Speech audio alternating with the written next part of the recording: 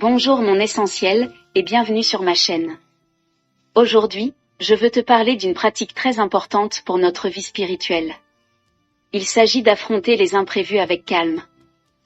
Pourquoi est-ce important? Comment est-ce que cela peut transformer notre quotidien? Je vais partager avec toi 3 raisons principales pour lesquelles nous devons affronter les imprévus avec calme ainsi que 7 clés qui te permettront d'apprendre à affronter les imprévus avec calme. Je te donnerai des exemples pratiques qui t'aideront à intégrer ces 7 clés dans ta vie. Les imprévus peuvent être comme des vagues qui frappent soudainement, mais tu as une ancre solide mon essentiel, qui est Dieu. Lorsque tu fais face à l'inattendu avec calme, tu montres au monde que ta foi est plus forte que tes peurs. Pourquoi est-ce important d'affronter les imprévus avec calme? Rester calme dans les imprévus est une preuve de maturité spirituelle. Cela démontre que tu crois que Dieu contrôle chaque détail de ta vie, même ceux qui te surprennent. Voici 3 raisons principales pour lesquelles tu dois affronter les imprévus avec calme.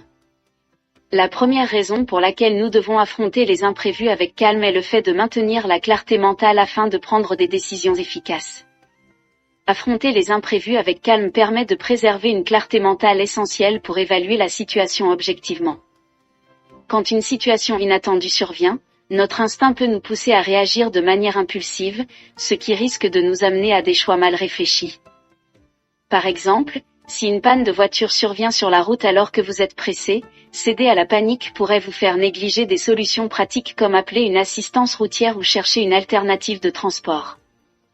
En restant calme, vous êtes capable d'analyser les options disponibles et d'agir de manière rationnelle. Cette approche vous permet de minimiser les conséquences négatives tout en conservant une certaine maîtrise de la situation. La deuxième raison est le fait de réduire le stress pour protéger sa santé mentale et physique. Le stress prolongé causé par des réactions émotionnelles intenses face aux imprévus peut avoir des effets délétères sur la santé, tels que des problèmes cardiovasculaires ou de l'anxiété chronique.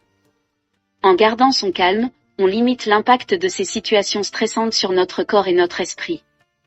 Par exemple, perdre un emploi peut être un événement bouleversant. Si vous vous laissez emporter par le désespoir, cela peut affecter votre morale et votre capacité à chercher un nouvel emploi. En revanche, en abordant cet imprévu avec calme, vous pouvez voir cette perte comme une opportunité de réorientation ou de croissance personnelle, et agir en conséquence. Adopter une attitude sereine protège donc non seulement votre équilibre mental mais vous donne également la force d'affronter les défis sans subir de dommages inutiles.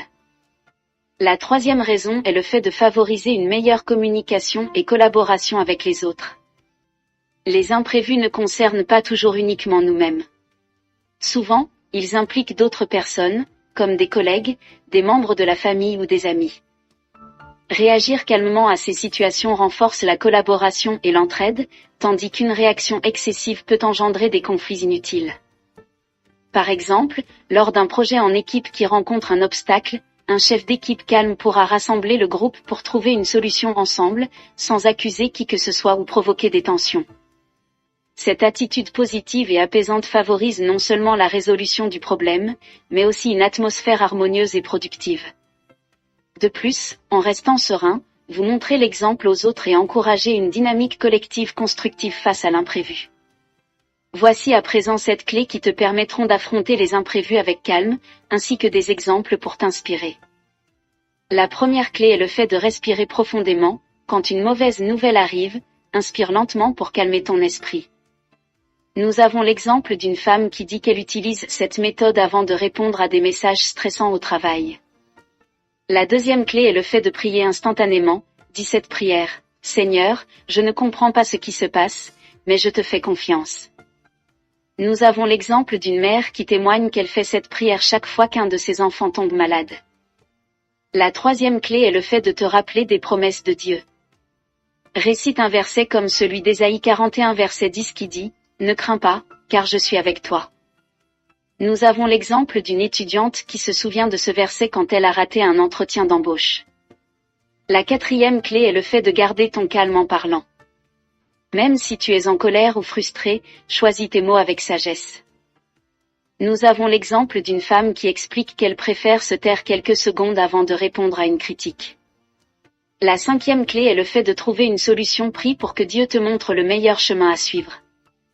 Nous avons l'exemple d'une femme d'affaires qui demande toujours la direction divine avant de prendre une décision importante. La 6e clé est le fait de confier ce que tu ne contrôles pas à Dieu. Laisse aller ce qui dépasse tes capacités humaines.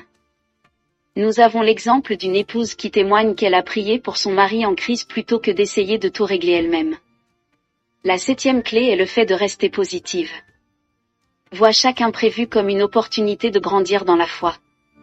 Nous avons l'exemple d'une missionnaire qui dit qu'elle a appris à voir les retards dans ses projets, comme des moments où Dieu voulait lui enseigner quelque chose. En conclusion, mon essentiel, rappelle-toi que Dieu est avec toi dans chaque situation imprévue. Il est ton refuge et ta force. Courage. Prends aujourd'hui un engagement, applique au moins une de ces clés chaque jour, et partage avec moi dans les commentaires comment cela a transformé ta journée et ta vie. Merci d'avoir regardé cette vidéo. Si elle t'a inspiré, n'oublie pas de t'abonner, de liker, et de partager. À bientôt pour une nouvelle vidéo, et que Dieu te bénisse abondamment. Cette vidéo t'a touché et tu veux donner ta vie à Jésus-Christ, répète ces paroles. Seigneur Jésus, je reconnais que j'ai péché et que j'ai besoin de toi. Je crois que tu es mort à la croix pour mes péchés et que tu es ressuscité. Je te reçois aujourd'hui comme mon Sauveur et mon Seigneur. Je te donne ma vie, conduis-moi selon ta volonté. Remplis-moi de ton esprit pour marcher dans ta vérité. Merci pour ton amour, ton pardon et la vie éternelle. Amen. À travers ces paroles, tu fais maintenant partie de la famille de Dieu, et Jésus-Christ est désormais celui qui conduit ta vie, par son Esprit Saint. Que sa paix et sa bénédiction t'accompagnent.